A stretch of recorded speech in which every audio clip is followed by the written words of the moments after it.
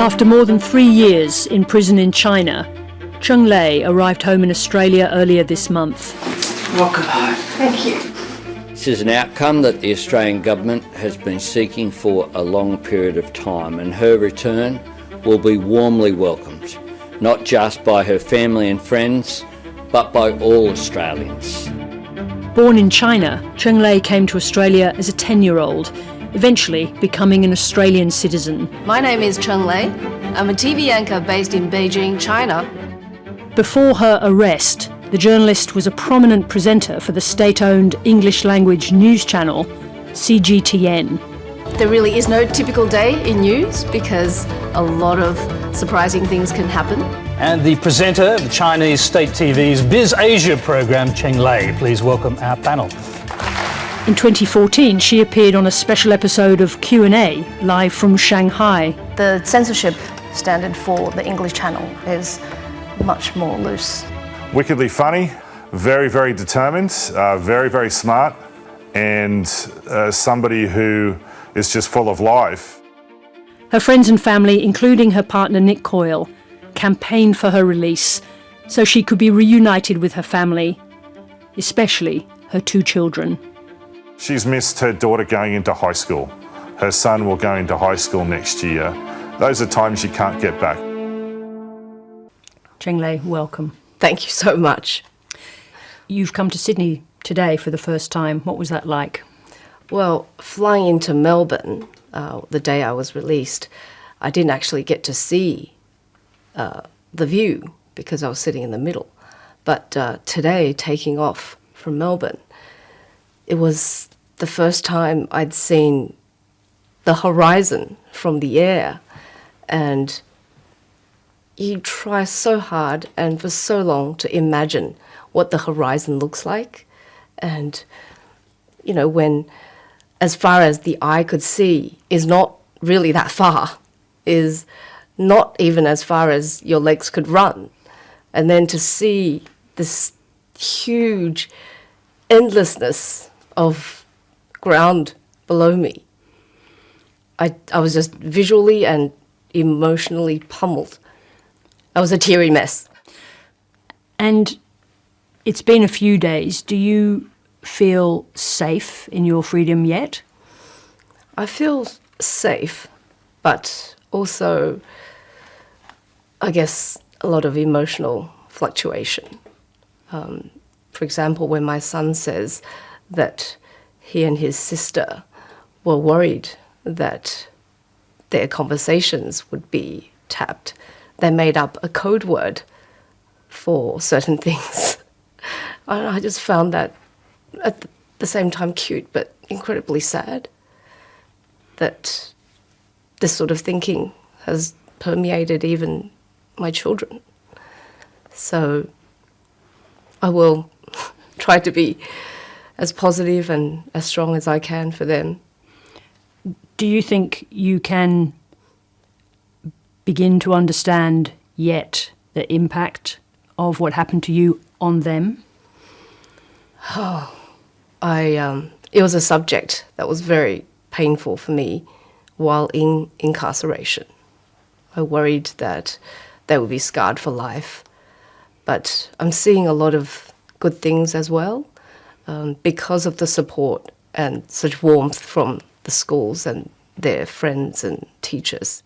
And you said you feel safe, but do you said your son, your children invented code words. Do you still find those reflexes in yourself? It's only been a very short time. A little. I think the reflex was always someone was going to tell me that I'm doing something wrong and that there would be consequences. So even enjoying things, I feel a little bit fearful that I might be taken away and bad things might happen again. Just go back to that period before your arrest. As an Australian citizen, did you feel that you were safe from the reach of the state security apparatus? I always thought, by being a business reporter, I was quite safe. And I was very blasé, and even boasted to other people that because I was bilingual and I knew the culture, that I knew where the red lines were. Turns out I don't at all. And Is that because the red lines had moved? I'm sure they have. Not that I would have known what they were before, but many things tell me that they have the red lines have moved a lot closer to us. I just want to go to the moment where it became clear to you that there was something wrong, which is you're summoned to the office. A member of the state security apparatus, I think you say, shows you his badge. Yes.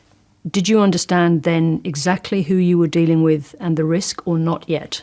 Not at all. I thought I could explain it. I thought I had done nothing wrong. You were still confident that you would come out the other side. That's right. I thought I'd be back in maximum a few weeks. So, I never saw my apartment again. and I think at some point after that, Nick and your friend Hayes Fan came to your apartment. They obviously knew you weren't there, but your computer was gone, your passport was gone. Where had you been taken? I was blindfolded and taken to a location which, when they had me sign documents, showed to be a certain address in Beijing, which was where they do this RSDL. And let's explain what that is. Yes, it's a residence under surveillance at a designated location, and it is a very sophisticated and subtle form of torture. While you are clothed and fed, you are warm, and you are safe, the safest you'll ever be, you are undergoing, I think, the utmost pain, emotionally, psychologically, and, of course, physically, if you're sitting there for 13 hours a day. So later I had just hurt everywhere because they wouldn't let me even walk around when I had a sore back. You had to apply for permission, and sometimes it would be denied. But that was the last month of RSDL. The first few months under the control of the case officers were a little better. Just describe the immediate circumstances, what it looked like, what was around you, what it smelt like. What was it like? Nothing. It was just padded beige cell with blue curtains and a single bed, very bare. You were not allowed to have anything of your own. For example, my toiletries were brought into me. The food was brought into me by the guards. You are watched at all times. How are you watched? One standing in front of you, 40 centimetres away, one sitting next to you, 40 centimetres away. 24 hours a day? 24 hours a day. Are you questioned? There were interrogations, yes. Describe those. Quite, what's the word? Intimidating. The interrogations were more about trying to get you to spit out everything that you know about everyone. And maybe sometimes they were confusing me. Maybe they wanted to make me feel guilty for everything. I'm not sure. And did they make you write about yourself as well, or were you just subject to questioning? Yes. The Chinese system likes to make you write about yourself, whether it's in school, in your employment, or in the judicial process. And what were you asked to write? Well, at first I thought I could just put down my real thoughts, and this was in October, 2 months after I was arrested. That was very naive, because now thinking back, if I had written, I am guilty and I accept punishment, maybe I could have been spared more months of the RSDL. One never knows, but that's what I suspect. So those two lines are what they're looking for. What were you most afraid of? Death, life imprisonment, never seeing family again. And then later, when I knew there'd be a sentence, every time I woke up in the middle of the night, these numbers would jump at me. Like, such frightening numbers, like, what if it's 15 years? What if it's 10? And I wouldn't see my children until they were totally grown. I'd lose their growing up forever. And what about my parents? So, and that would just make me want to knock my head against the tiles and kill myself. And when I told the embassy staff that I had felt like that, which is totally true, I was berated by officers for, they thought that I was, embellishing the truth. Exaggerating. Yeah. And I didn't know. I said, that's the truth. Very, very lame answer, but what can I say? And did you think about your children or try not to think about them too much? Both. I would dream about them. And the moment when you wake up, 1 minute, they're almost next to you. And you wake up and you see the guard's face. Yeah. But then you reach a point where you have to numb yourself and you have to think of the immediate now.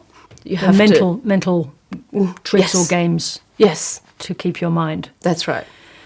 Just come back to the charges. Well, when they first made clear what the charges are, how did they describe it to you? Illegally supplying state secrets to foreign organizations.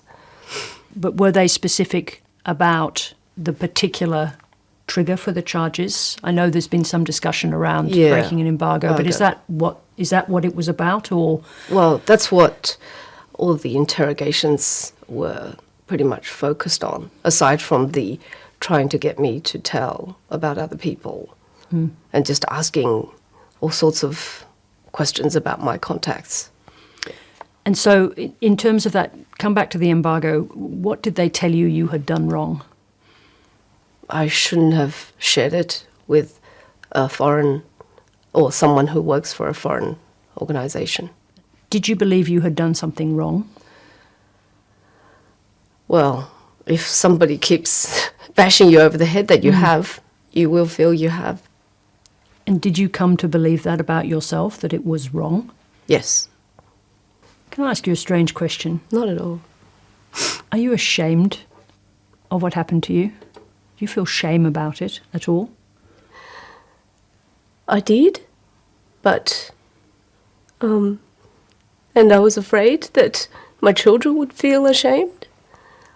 But I think Australia has so showered me with kindness and faith in me that the shame is falling away. And my cellmates were constantly afraid that when they got out, because they're Chinese citizens, their children would suffer. They would be ostracized in school and they wouldn't even be able to apply for certain jobs because of the state security taint. So I'm so lucky in that my children are actually proud that, oh, Mummy was in the Australian newspaper. And you survived. Yes. And I'm moving forward towards the period of time where things are shifting. How was the decision to release you given to you? I was given a heads up by the judge while waiting for the sentencing. He was smiling, and I still thought, what if it's not what I had hoped for? Can you remember the words? 被判有期徒刑2年11个月，刑期执行到10月7日止，陈磊将被驱逐出境。And that's it. And which is the key part of that tells you it's over? 驱逐出境 deported. Australia. Yes. Would you ever go back to China?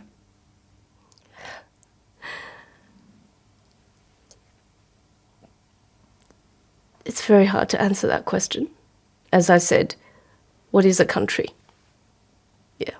It's made up of, for the scenery, for the food, for the people, in a heartbeat. But a country has other things attached to it. And Australia has just been so kind to me that living here is the best part. Cheng Lei, thank you very, very much indeed for Thank you for having talking me. to me. Thank you.